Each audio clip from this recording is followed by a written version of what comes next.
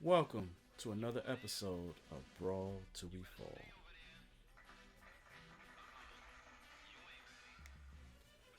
All right, this is our premiere show.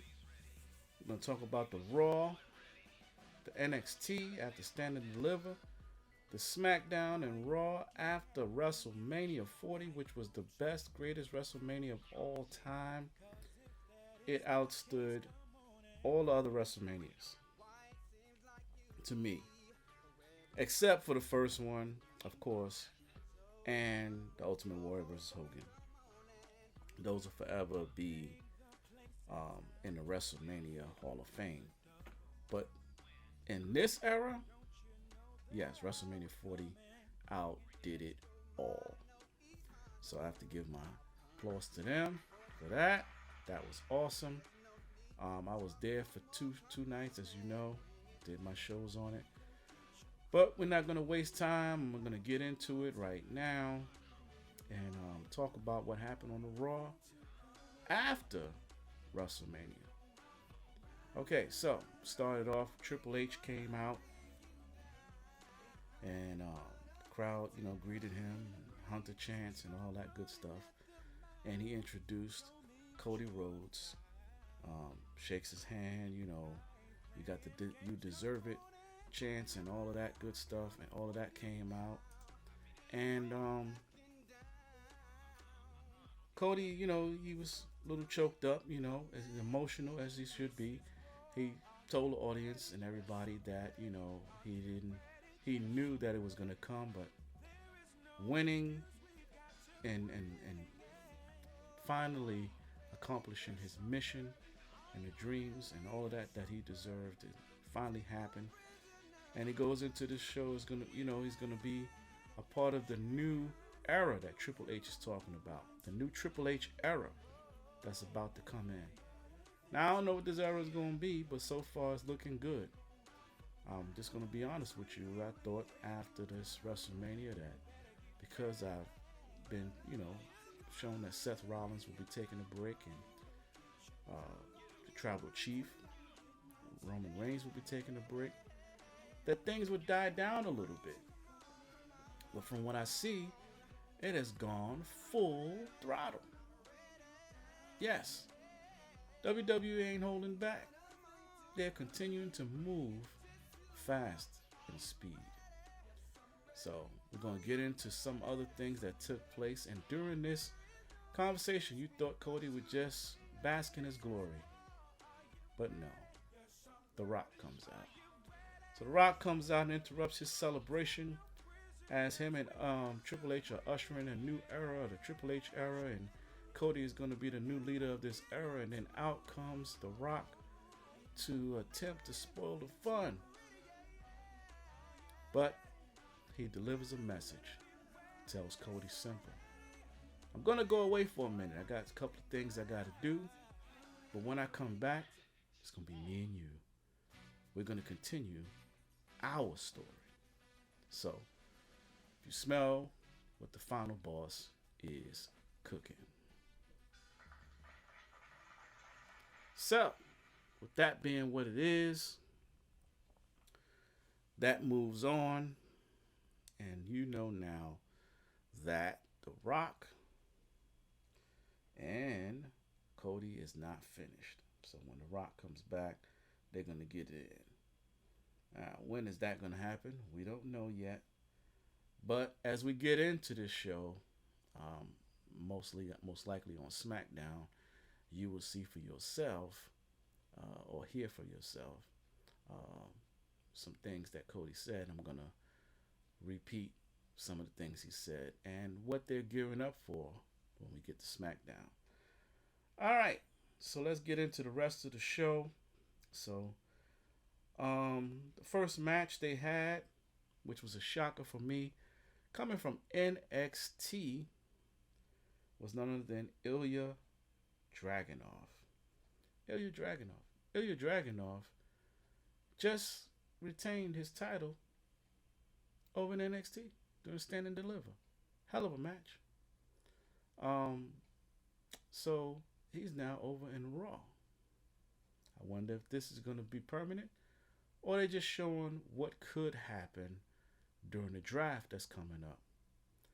All right, so he versus someone that is not an easy opponent, Shinsuke Nakamura.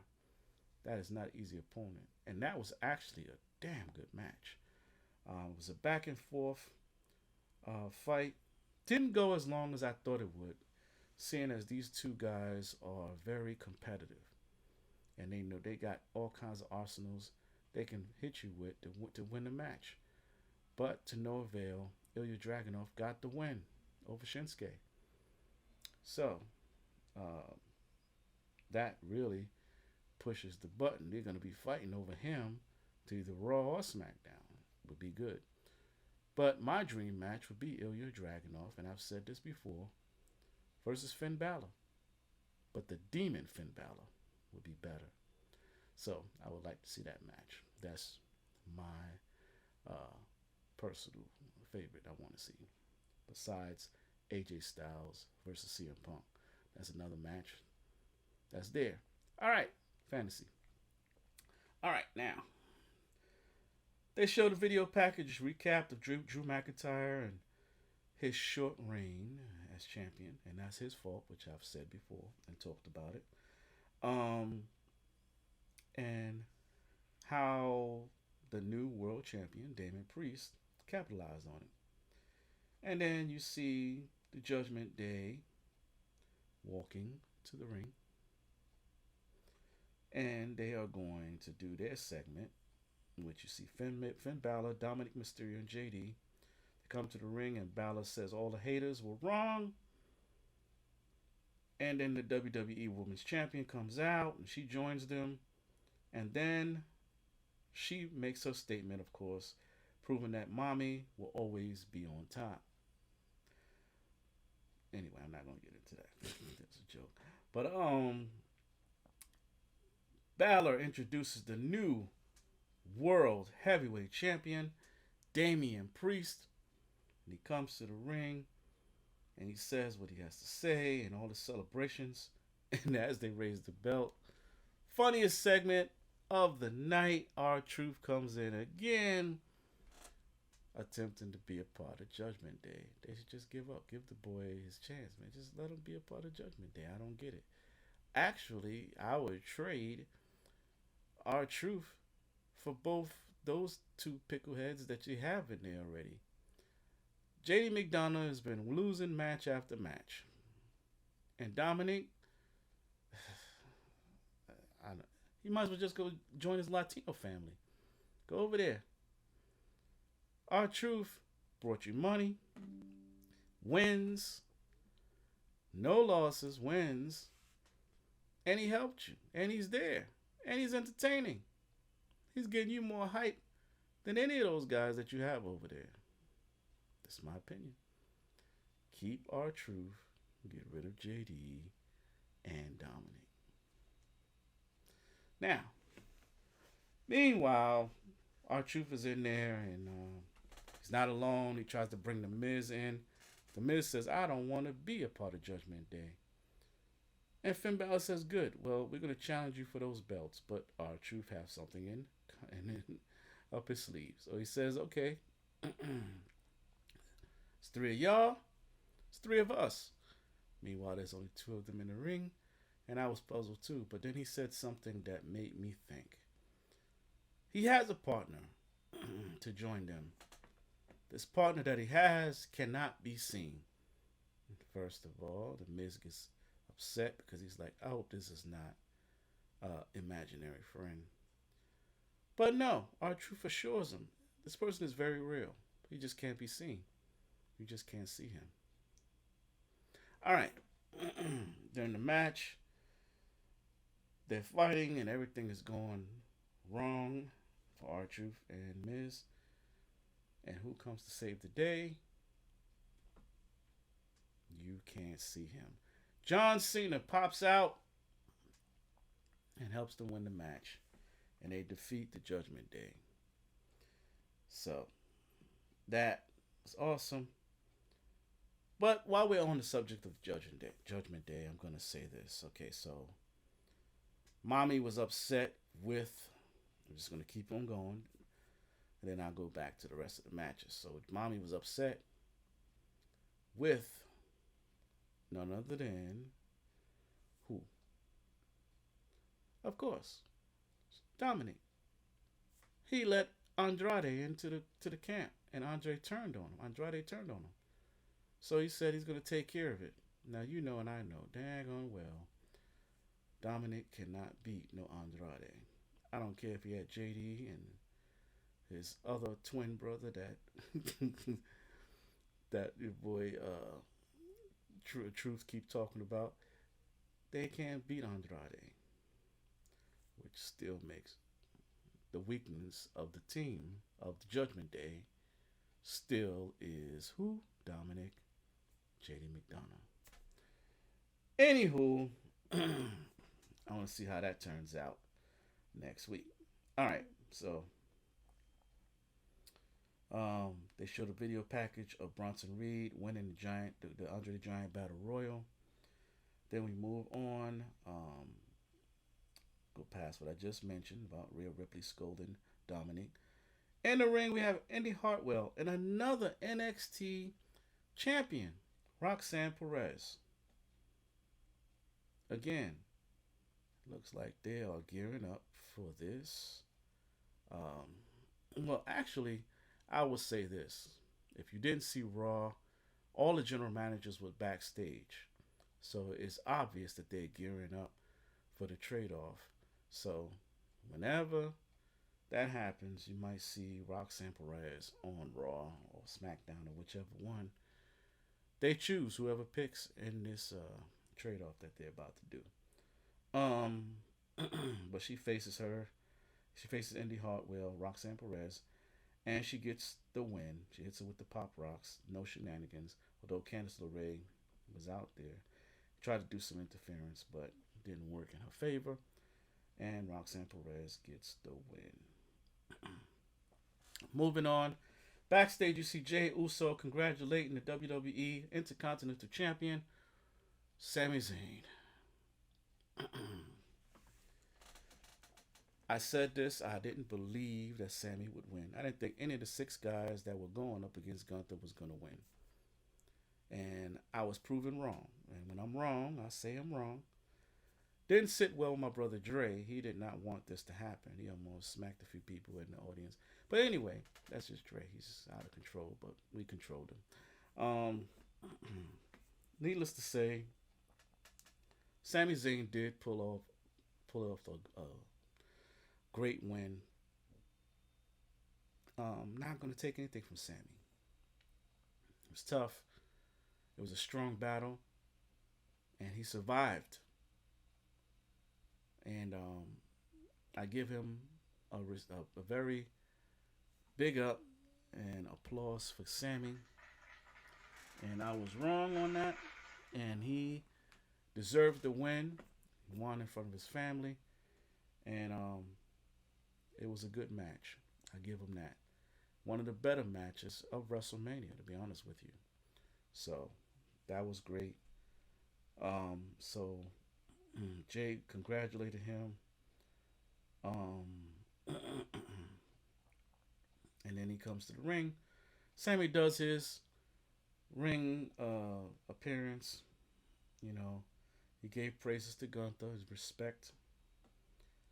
And then he gets into a match. Ludwig Kaiser and Giovanni Vinci, they interrupt his celebration, and him and Chad Gable get into a match with them. And again, pulls everything off, and Sami Zayn and Chad Gable get the win. Not to say that, as I always give credit to these guys, Imperium are a great, strong faction. I don't knock any of those guys. But Chad Gable and Sami Zayn have no quit in them. And that's what won that match. They have no quit. And they both got to hit their finishing moves. So, good match. All right, so then we see Jey Uso backstage. And he gets his earn of a title shot general managers agree that he will get his title shot, and on that night in a triple threat match. So I'll let you know what happened with that in a minute. Meanwhile, Chelsea Green, who went up to all of the general managers while they were in a meeting or conversing with each other, and said she is ready for a match against whatever they got. It's one of those things where you don't ever say whatever you got because you don't know what they got. Well, she got what she asked for. Jade Cargill came out and demolished her. Fastest match I've ever seen since I've been watching wrestling, I guess. Jade Cargill destroyed her. That was it. End of the match. Ain't even nothing to discuss. All right. Sami Zayn and Chad Gable get into a disagreement, and Sami does the honorable thing because the man that actually helped him to beat Gunther and helped him train him was Chad Gable. So he's giving him the shot. Next week he will defend his Intercontinental title against Chad Gable. So that should be an interesting match. See, teacher versus teacher versus student. Yeah. So let's see what happens. All right. So Drew McIntyre comes to the ring. He's always upset, but he comes to the ring with lots of reasons to be upset. And says what happened at WrestleMania was BS. And he goes on and off about everything. And then comes the match. The number one contenders match, Drew McIntyre, and actually it's a fatal four-way. So it's Drew McIntyre versus Bronson Reed versus Ricochet versus Jey Uso. Hard-hitting match, a lot of power bombs. But McIntyre had this one. He was about to win that, and he would have got his second shot at the title, which he deserves, to go up against Damian Priest. Which at the end of the day, I'm gonna say this. And I'm not a Drew McIntyre fan. I believe what happened at WrestleMania was his own fault. Should have got his belt and went on about his business. But no, he was up there playing around with CM Punk. So what happened, he deserved. But in normal circumstances, I mean, he did actually win the belt. And then he got cashed in on. He should have been able to get a one-on-one rematch right away. That was only fair. He shouldn't have to go through a fatal four-way. I don't understand that. But to no avail, when you make enemies, expect the enemies to show up when you least expect it. Well, McIntyre was about to hit the about to hit the Claymore kick and destroy Jey Uso. I'm getting it mixed up. Excuse me. And a tug on his leg stopped this from happening. None other than who? CM Punk, who stopped him from hitting it and caused him to lose to Jey Uso, who is now the number one contender, which I'm sure this doubly pisses off Drew McIntyre. Not only did you get stopped from your finishing move that could have gotten you back the title that you lost in 5 seconds, not 5 minutes, 5 seconds, but the person that caused it was the very person that caused you to lose in the first place the title in 5 seconds. And you lost it to the very person that you hate the most that caused you to lose previously to the Tribal Chief. Karma. Anyway, I can't say it's karma. I say it's bad omen. You need to either start wearing pants or stop wearing those kilts or something. Something is dragging you down, bro. Anyway, that's what pretty much ended Raw. Yep, CM Punk caused him to lose, and Jey Uso is now the number one contender to face Damian Priest for the belt. Now let's just recap some things that I did miss that happened backstage. Let me see. Just make sure I'm not missing anything. Right. Yes, I am missing something. So while mommy was giving um, the business to Dominique, she got attacked by none other than Liv Morgan. Now, Liv Morgan came out of nowhere and attacked mommy, Rhea Ripley, from behind. And I'm gonna shout out my brother Jermaine for this one because he said that Liv Morgan would be Rhea Ripley's next challenger. I didn't believe it, but shout out to Jermaine. He has predicted many things. This dude is like, I don't know what, sorcerer or something. Maybe he has a ball and he just, things just pop up. I don't know. But anyway, shout out to my brother Jermaine for that. He predicted that one. And she got attacked. So I guess Liv Morgan is going to be her next challenger. Um, Another thing is backstage, Roxanne Perez ran into none other than Natalia, who said she will see her on NXT, and she did. Which brings me to the end of Raw. After these commercial messages, we're going to get into NXT.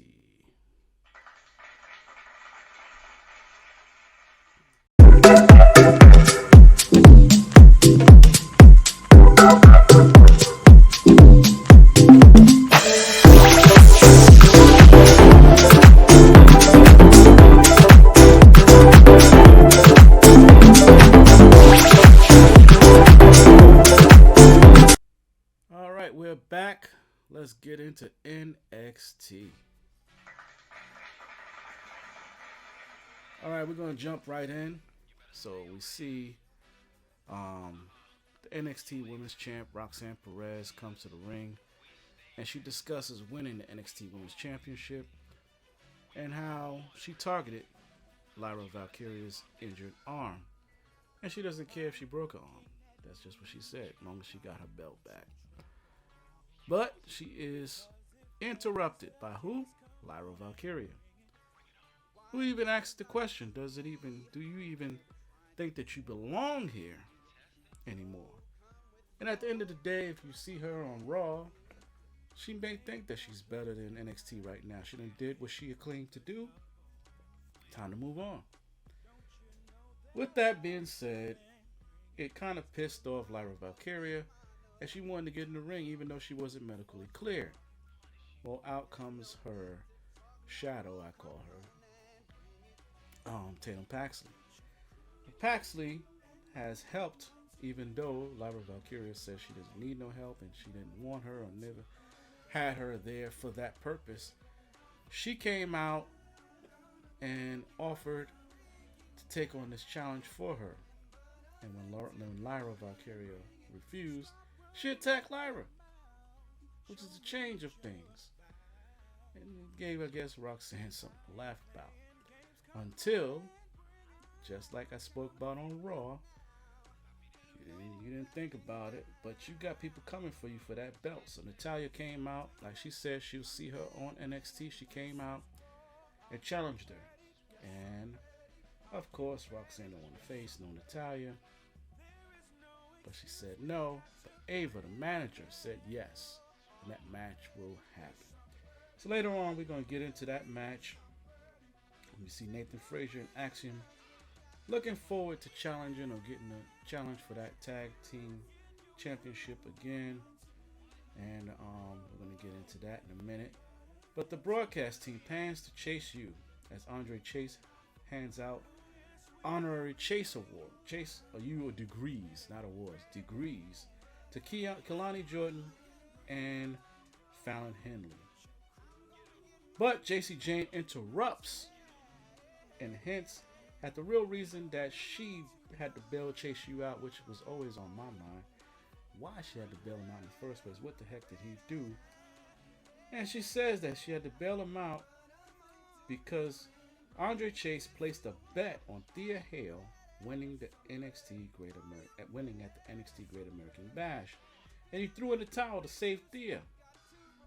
Chase admits that he did this and tries to explain, but Thea storms off. Man, some people have gambling problems you don't even know about. But anywho, meanwhile in the ring, Kiana James and Izzy Dame versus Fallon Henley and Kalani Jordan. And Dame and James attack Henley and Jordan from behind during their entrance, which starts the match off, and it goes back and forth. Um, and even though Jordan had the momentum going, Kiana James and Izzy Dame end up winning the match. So tough loss for those girls. Um, the video package highlights a newcomer who I think is going to be the future of NXT. The brother is definitely on fire right now. In my eyes, he's bad. He's a bad dude. High flying dude. Javon Evans. He had some issues with scripts.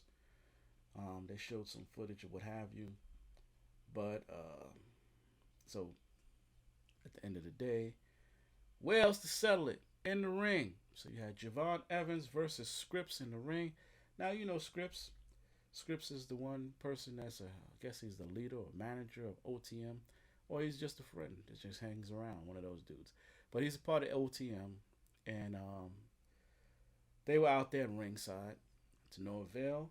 Javon Evans, high flyer, beats Scripps. So you could tell because Scripps ain't no joke. I'm gonna give it to him. The brother knows how to handle himself in the ring. But Javon Evans is a threat. He's definitely a threat.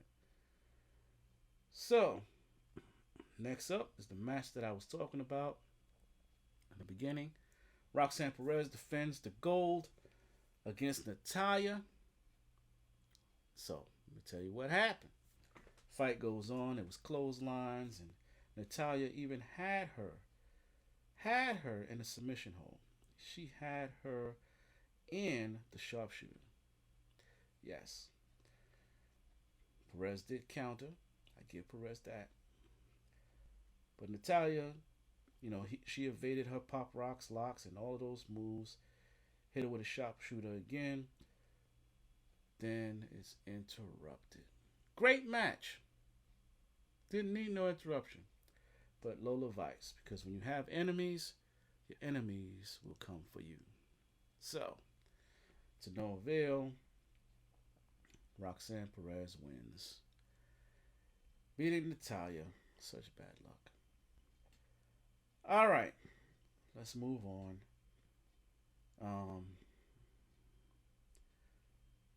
The No Quarter Catch Crew. Miles Bourne and Damian Kemp versus the Family. Chaining Stacks, Lorenzo, Lucia with Adriana Rizzo. And let's just go back because I missed the segment where they were backstage talking crap about each other that led up to this match.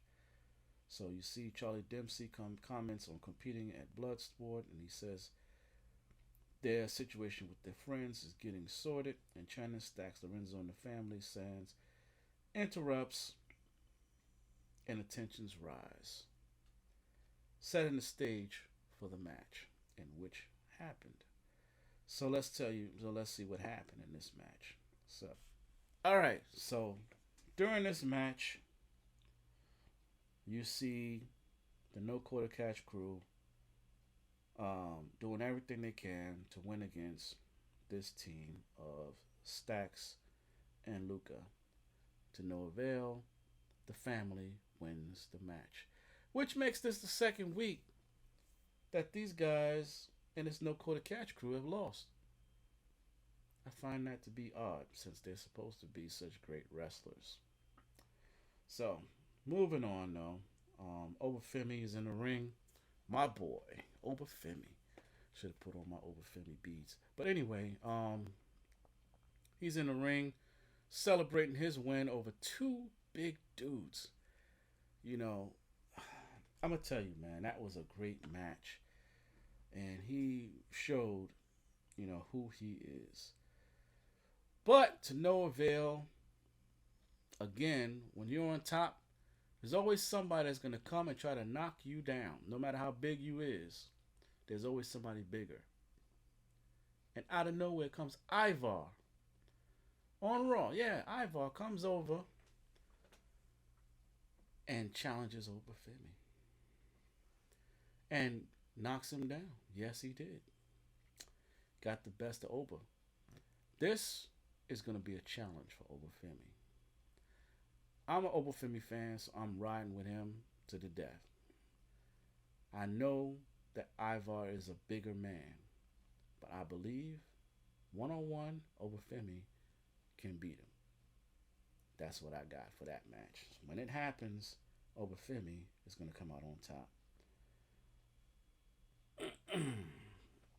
Jada Parker versus Brindley Wright. Reese. Well, that was a pretty good female match. I liked it. Back and forth. But Jada Parker gets the win. All right. There's a lot of backstage stuff. I'm not going to get into all of that because I'm about to get to the main event of the night. Braun Breaker and Baron Corbin versus Axiom and Nathan Frazier. I thought that the result of this match would have took place at Stand and Deliver. Why drag it out for extra 2 nights? I didn't understand that. We already know that Braun Breaker signed to SmackDown. Why did you drag this out? Anyway, just throwing people off. To no avail, even though it was the greatest match of all time that I've seen on NXT. Back and forth, you got the speed, the agility, the strength of both two guys, big guys. And in the end, well deserved, Nathan Frazier and Axiom got the belts. So they're the new NXT champions. So that ends that. Baron Corbin gave his respect to Braun Breaker and wishes him well. And now Corbin has to find a new, I don't know, gimmick or partner. I don't know. But to no avail. That's all I got right now. Nope, it's not all we got. Forgot Trick Williams. Trick Williams segment. Trick Williams comes to the ring to bask in his glory of his win over Carmelo Hayes, who I say is a sore loser. I'm going to tell you why. So Trick is out there and he tells Ilya to come to the ring so they can settle their differences and he can challenge him for the belt. But no, Carmelo can't let that happen. So Carmelo comes out and again and attacks Trick Williams from behind. Let it go, brother. Let it go. But here's the thing. I'm going to be honest with you. I'm going to be honest because I am straightforward. So I personally believe that Carmelo Hayes is a better wrestler than Trick Williams. And he can possibly beat Ilya Dragunov because he has a lot of arsenal. He has a lot of moves that he can use. Trick Williams don't have that many. Trick Williams need to go back to training camp and get some more stuff. Or at least show us. If you have it, show it. The 3 moves and the final move that you have is not enough to beat Ilya Dragunov. I'm just being real. So for that, I give Carmelo this respect on his ring moves. But what he's doing is showing the punk in him by attacking this dude from behind. If you really can beat him man to man, face to face. But anyway, to no avail, that's what happened. Trick got attacked again and suckered in by Carmelo Hayes that he thought was over. And that's what ended NXT. We'll be back after these commercial breaks for SmackDown results. And trust me, you don't want to miss that. A lot going on over there. All right, stay tuned.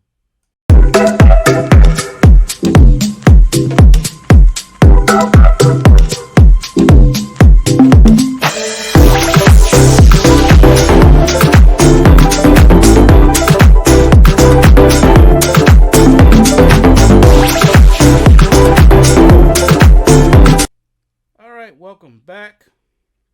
Let's talk about SmackDown. All right, a lot of things going on over there. So this week is really, really interesting. Now, it started off the way I thought it would start off.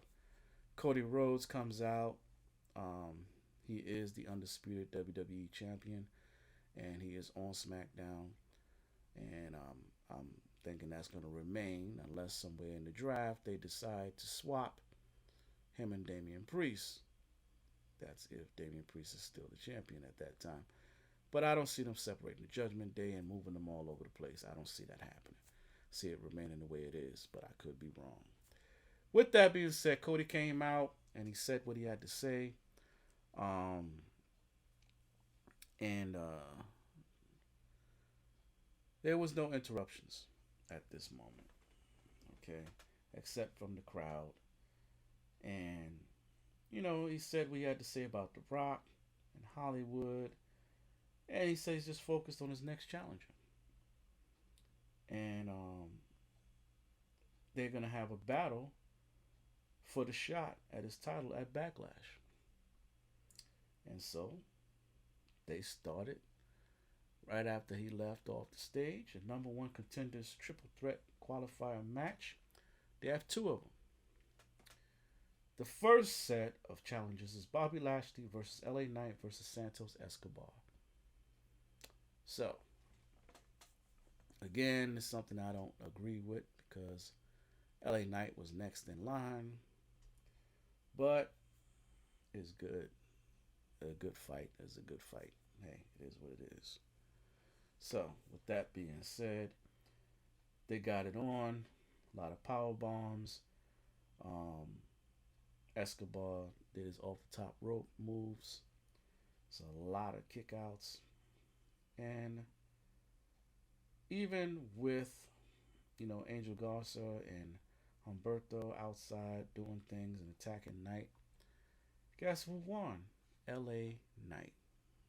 LA Knight wins, and he became half of the number one contender. Because later on that night, they had another number one contender match, which I'm going to get into in a second. So, shout outs to LA Knight for winning that. Great. Now, this is where the game has changed. In-ring segment. Paul Heyman, Solo Sikoa, and Jimmy Uso. All in the ring. Bloodline putting up the ones. Everything going normal, except there's no tribal chief, of course. We know that he was taking a hiatus. Fine. Heyman notes that after 10 years of wanting revenge on Seth Rollins, Reigns gave in to the temptation, and it was a distraction, which caused him to lose to Cody. An excuse. Anyway, moving on. Heyman is talking about Reigns and his rise and what's going to happen in the future, and all of a sudden he's interrupted again. Interrupted this time, I should say, by the man that never really speaks. Solo Sikoa has a lot to say these days, and now we find out why. Okay, so Solo interrupts the wise man, and he asks him the question, is there consequences to losing? Wise man says yes. Then he goes over to Jimmy, his brother. He gives them a hug, whispers something in his ear. Oh no, he says he loves him. I love my brothers, but ain't no damn way I'm going to do what he did to his brother. So he loves his brother, he hugs him. And out of nowhere, which I thought was Jey Uso, but no, some dude in the hood comes out and attacks Jimmy Uso. This dude pulls off his hoodie, and it's none other than Tama Tonga. Now, you don't know who Tamatonga is. Tamatonga is, he is the son of Haku, which back when I was watching wrestling with the head shrinkers and all these dudes, Haku was the most dangerous of all of the bloodline family because he never smiled. Never seen this dude smile. Evil in his eyes. It's just evil. And he did some evil things. This kid is his father's child. He beat the hell out of Jimmy Uso. And then to finish it off, his own brother Solo. Not only one Samoan spike, but several. To the point they had to roll him and carry him out of the ring. Had him back there getting checked on. And Paul Heyman came out and shook his head and was like, no, it ain't going to be right. But then Solo and Tama came back there and whispered something to Paul Heyman as the fact that the tribal chief ordered it, but it ain't the tribal chief that he's talking about because they destroyed Paul Heyman's phone in the ring. So unless they send a messenger pigeon, they didn't get no orders from the tribal chief. So who's the new tribal chief? I'm thinking Solo. Solo has stepped up to the plate. We shall see in the next few weeks what's about to go down. It don't look good. Because there's another cousin that just signed a contract too. And he just as bad as those two who don't smile and don't say much. They will whoop your ass though. They speak with their actions rather than words. So we got to see what's going to happen with that. But Jimmy, poor Jimmy. Meanwhile, back to the rest of SmackDown. We have Braun Breaker versus Cameron Grimes. Now, Cameron Grimes is a great wrestler. He came from NXT, and well, actually, he came from TNA. That's why I saw him at. I've seen his skills. He's just as good as LA Knight, AJ Styles. Any of those two guys that they really don't show their wrestling skills. But he lost to Braun Breaker in 2.2 seconds. Braun Breaker speared him, and it was over. Now, I understand you pushing the man, but damn, give Cameron Grimes a little bit more respect. Making him a jobber right now. This is crazy. Anyway, in-ring segment, Bayley comes out. Another person who won the championship. She is now the SmackDown Women's Champion, which we all knew was going to happen. You know, damn well Io Sky wasn't going to beat her. But she comes out to give the opportunity to a friend, someone she's known, and gets interrupted by Tiffany Stratton. Comes out with herself. I'm going to say that. Her nice looking self. But anyway, she comes out and interrupts. And then Bayley introduces who she really was calling for to come out to give them their title shot, which is Naomi. Now, Tiffany Stratton did beat Naomi. And Naomi, being who she is, told Bayley, look, until I finish this business, I ain't going to move on to that business. And she was right. If you can't beat Tiffany Stratton, a newcomer, then ain't no way you should be going for that title. But she showed up and showed out. And she beat Tiffany's ass. So she now is in that competition to get that title shot. No competition because Bayley's giving her that shot. Now, Tiffany Stratton did put up a hell of a fight. I ain't gonna front. That was a damn good fight. But to the end, Naomi won. Next up, her girls came out. Jade Cargill and Bianca Belair. Now, I got a lot to talk about this match.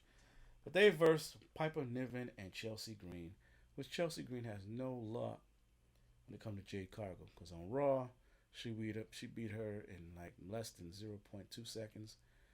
And now she has to face Jade Cargill again on SmackDown. Even though she brought back up, it didn't go the way I wanted it to go. That's for damn sure. I want to see Jade Cargill body slam Piper Niven. That's what I wanted to see. I wanted her to hurt, not hurt her, but show something. I any woman that I know, all my exes can go in that ring and beat up a damn Chelsea Green. Chelsea Green ain't nothing but mouth, and she keep complaining and she keep going to management, telling them stuff, and they keep putting her in the ring to get her ass whipped. So that being what it is, she deserved what she got. But the match is too fat, too fast. Right now, you're making Jade Cargill look like Mike Tyson in his prime. Not first round knockouts. Come on now, give her a little bit more time in the ring. But to no avail, Bianca got her time with Piper Niven. I didn't like how she sat on her chest. That wasn't good. Anyway, end of the day, Jade Cargill and Bianca Belair, of course, they're like the equivalent to them two, or the equivalent of the Undertaker and Kane back in the day. They are our unstoppable team. I don't care who in that locker room coming, they're gonna destroy them. Bianca has not only strength and speed, but she does have technical moves. Jade Cargill is power. With those two, ain't nobody messing with them. They're like the Twin Towers or something. Anyway, moving on. Number one contenders match, the triple threat second part qualifier match. And honestly, it's Kevin Owens versus AJ Styles and Rey Mysterio. And I'm just going to say this. I was praying, hoping for anybody to win this match but AJ Styles. I don't want to see another AJ Styles versus LA Knight.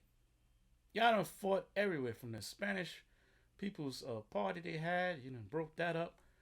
Had chimichangas and stuff all over the place. Y'all just on the grass and the lawn. Stop. Too much. And the thing is, both of these guys come from TNA with highly recommended wrestling skills. I've seen them. AJ Styles is phenomenal. Great wrestler. Technical wrestler.